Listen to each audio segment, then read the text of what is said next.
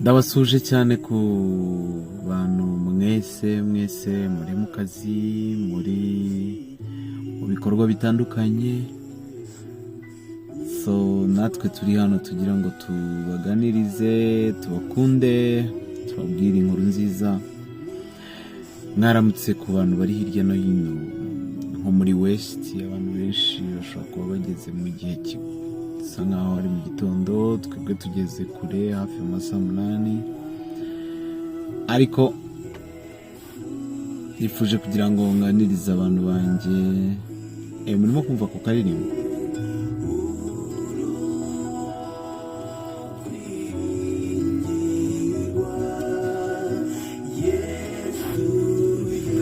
My friend, ndabizi bamwe bishobora kubasaba imbaraga nyinshi kugira ngo muririmbane no muririmbyi urimo kuririmba.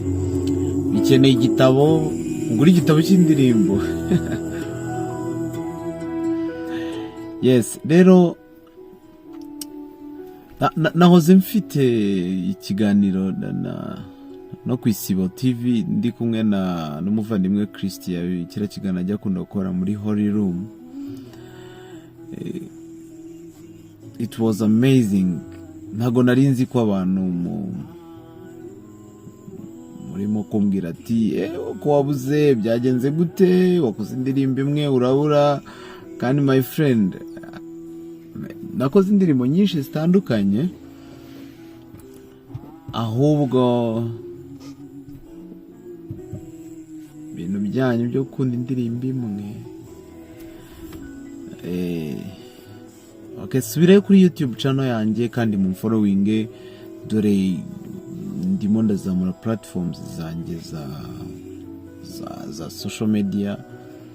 Instagram mugende mu following,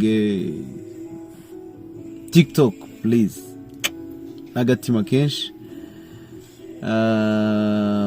YouTube channel ngiye gukora indirimbo nyinshi. Be with me, namaze gusettinga ibintu byose. Inshuti zanjye mutanengo. So rero nagira ngo mbasuhuze, nagira ngo mbabwire ko ngarutse, nagira ngo mbabwire ko hari icyo turimo gutegura kandi kiza cyane. Ikiza nuko abantu bahindukira bakafata amaso yabo bakayerekeza nyine ku butumwa bwiza bwa Yesu Kristo. That's what Imana ishaka kugira ngo dukore.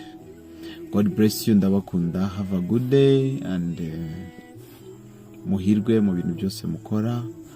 Abababaye Imana bakize, bari kwa muganga, abafite ubukwe Imana ibashyigikire, abafite buri kintu cyose barimo gutegura muhirwe. I wish you all the best mu bintu byose. So follow me, do like, mutambeshya kandi ndabakunda. So katwumve kano karirimbo gato, ahasigaye twongere gake.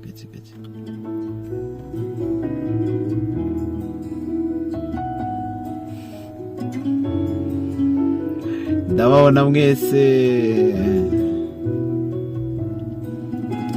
n'abantu batarajoininga, so bajoininge babane natwe.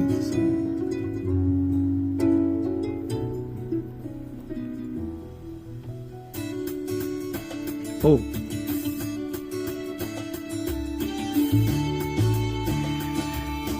guys, ciao, mujye mu kazi, ababosi banyu batabamerera nabi. Ariko ntimukajye mwiganyira mu bintu byose mukora. Mujye mumenya yuko umwami ari umenya ibyanyu kandi ari ushaka kubikora. Mumubwire ibintu byose mwifuza mu buzima bwanyu, birashoboka, Imana irabikora. Cyane rwose abatarizera namwe mwizere, kandi mujye mwishima mu buzima bwanyu, ko iyo utishimye bitera ikibazo. Umuntu utagira umunezero muri we nyine biragora. Hari abantu bahita baza bagahita batera comment mbi zambona. Hari abantu abonye bateye comment ku Izuba TV, ariko I like it. Baravuga ati Murenzi warabuze, byagenze gutya na gutya, please I'm coming back my friend. Iyo ntago nahita negative, ni motivation kunyereka yuko hari, kunyereka yuko ukunze ibintu nkora. So may God bless you. Findetse buri munsi kanange nerubunumi. Uramwumva? Ajanye korera imitwaro iwe tata kandi niwe ukwajya ndira buri munsi ajyanamira muri byo byose buri munsi azajyamo imbaraga ibyo ni isezerano yadusezeranyije imbaraga zikomeye. None sometimes hari igihe tuvuga twacitse intege byageze niba ufite intege nkeya bisabe Kristo ubisabe Imana no kurira biguha. Nta kintu na kimwe Imana yagutereranamo. Ikunda abana bayo, ikunda abantu yaremye. Rwose tugire kwizera kwinshi.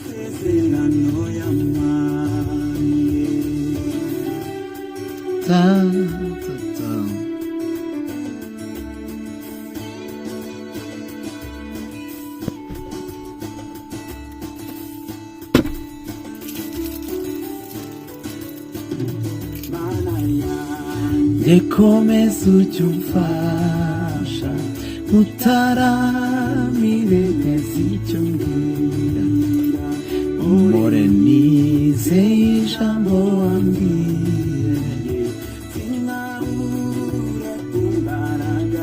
Imana igihe umugisha bano bahanzi baje mbere bakaba baragerageje bakaboneka bagatangira no muziki wa gospel bagatangira ivugabutumwa rikomeye. Nyashimira nk'abayemewe w'Imana.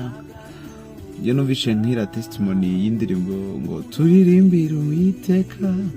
Ni ibintu nyine bitangaje igihe babitangiriye. I was very young. Simbabwiye imyaka yanjye ariko nari umwana. Gusa anyway iriya nkuru yo mu 2000 yabaye bavuga ngo ngwimeruka igiye ku iyo nkuru yanciye mu matwe.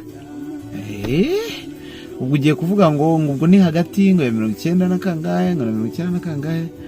Ariko ibyo byose nyine tubihuriza hamwe tukavuga ngo Imana ishimwe ko yaturinze tukaba turi amahoro. Akicyaba kiza nuko yaba nyine kubera icyo ufite ubwoba bw'ukimeruka yaba kandi warizeye Kristo. So ubwo bwoba rero nibwo Kristo ashaka kugukiza, ukiza ubwoba bw'urupfu, kubera yuko urupfu niyo nzira yonyine ishaka kutugeza ku Mana. Sorry nagari yonyine hari abantu bazagera mu ijuru batanyuze muri iyo systeme. Abapfuye kare Kristo ataraza ko zaba barizeye Kristo naza akabasanga bakiriho ntabwo bazaba baraciye mu nzira imwe nabo ngabo bazaba bagiye. Maybe Jesus is coming tomorrow cyangwa se mu kindi gihe, ariko ntukure ku rushinge rwo kuguma utekereza ko ugomba kuba umwe mu bizera Kristo. Abakristo bafite urugendo rwo guhindura benshi. Baba ciao ciao, bye my friends, thank you kubana nanje live online. May God bless you, ndabemera.